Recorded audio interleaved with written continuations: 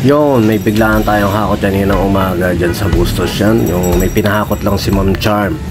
At nadala natin sa mabilis lang. At kinagabihan na may naka-schedule talaga tayo na pahakot yung tropa rin natin sa pagbabanda. Yan. At inano nga natin sa mabilis na medyo madami-dami yung gamit nila. Pero pinilit na lang natin magkasya dyan para kahit papano isang balik na lang kasi nga hassle din pag nagdalawang balik pa. Pero ayun nga, pagkasya naman namin at safe naman nadala rin sa pinaglilipatan nila.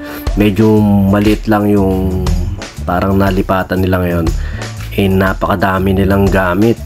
Talagang pag-iisipan nila kung paano pagkakasya yun dun sa apartment na bago nilipatan nila. Tsaka nga mabilis lang naman yung pagkakarga namin dahil talagang may katulong din naman kahit paano. Ayun ang kagandahan dyan, tumutulong na rin tayo.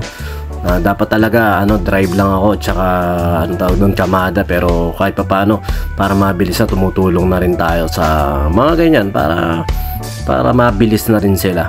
Pero minsan talaga nakakapagod talaga, pero okay lang yan. Kaya sa mga susunod, ayan, tatanungin na natin yung ibang tropa kung gusto rin nila na may tagabuhat para safe, para hindi masyadong puwersado yung mga kasama nila. Ayun lang, maraming salamat sa mga tropa natin nagtatag sa atin na mga pahakot, at maraming salamat sa mga nagpapaakot sa atin.